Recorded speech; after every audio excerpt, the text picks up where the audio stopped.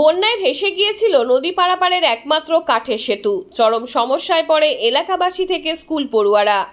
খরস্রোতা নদীতে ড্রাম দিয়ে তৈরি অস্থায়ী ভেলায় চেপে নদী পার হয়ে পড়ুয়াদের স্কুলে আসার ভয়াবহ ছবি তুলে ধরেছিলাম আমরা।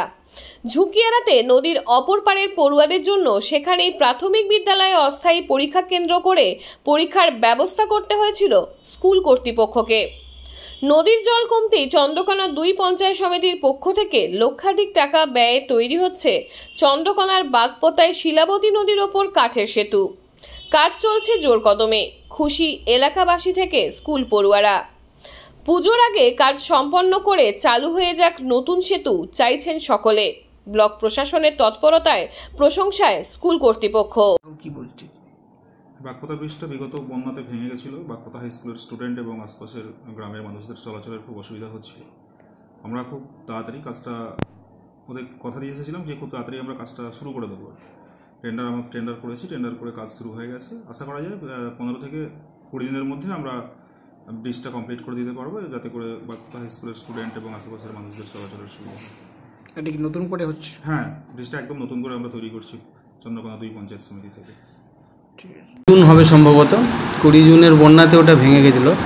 তারপর থেকে ওই প্রান্তের ছেলেমেয়েদের মানে পুরো বিচ্ছিন্ন হওয়ার কারণে তারা আসতে পারেনি। তারা একাডেমিক্যালি বেশ সাফার করেছে। তারপরে যখন ওই পালংপুরের কাছে পারঘাট যে একটা কাঠের ব্রিজ আছে, ওই ব্রিজ দিয়ে তারা আসতে শুরু করলো, কিন্তু কখনো কখনো জল বেড়ে যাওয়া, কমে যাওয়া ইত্যাদির কারণে তো ওই সমস্ত বাচ্চাদের অভিভাবকরা ভয় পেতেন। তো মাঝে মধ্যে 2-4 দিন করে বন্ধও করাতেন, আবার কখনো কখনো পাঠাতেন। তারপর আমাদের সেকেন্ড সামেটিভ হলো।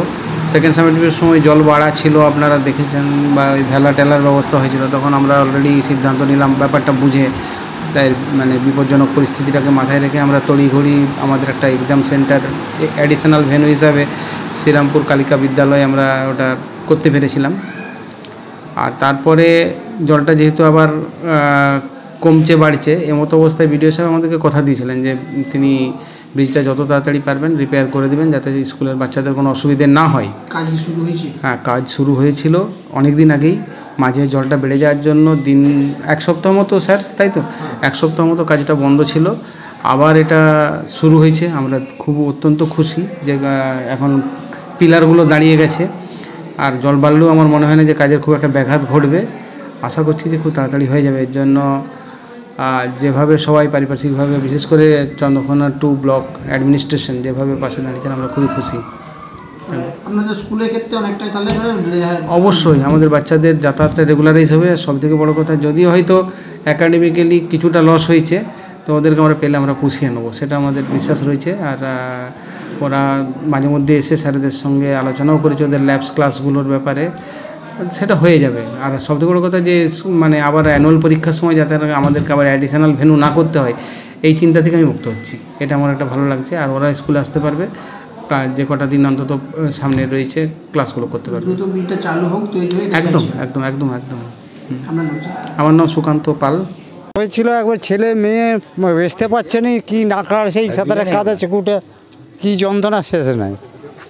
সেই যে মাস্টাররাই কয়েকটি ছেলে খেলিয়ে হচ্ছে, আমরা সমস্যার মধ্যেই বিরাট রয়েছে। আসতে পারছিল না, ওই পাটের ছেলেগুলো তো এখানে আমার দেশে কটি ছেলে, সব তো বাইরের ছেলে। মাঝে তো পরীক্ষা হয়েছে। পরীক্ষা হয়েছে, পরীক্ষার সময় আসতে পারেনি না। এ তো দেখা যাচ্ছে যে নদীর উপর তখন ডুলি করে যাতায়াত করতে হয়েছে। হ্যাঁ, তাও যাওয়া যায়নি, এত অবস্থা এখানে। বাদগায় ধরুন জল, ওখানে জল আসবে কী করে বলুন? সামনে তো পুজো। ওইটা ওই জন্যে তাড়াতাড়ি হলে ছেলে মেয়েগুলোও খুঁজে হয়, সব কিছু খুব ভালো হয়। আমি সংহিতা শিরোমণি। ঘাটাল মহকুমার সমস্ত খবর সঙ্গে সঙ্গে পেতে স্থানীয় সংবাদের ইউটিউব চ্যানেলটি সাবস্ক্রাইব করুন এবং তার সঙ্গে ফেসবুক পেজটিও লাইক করুন।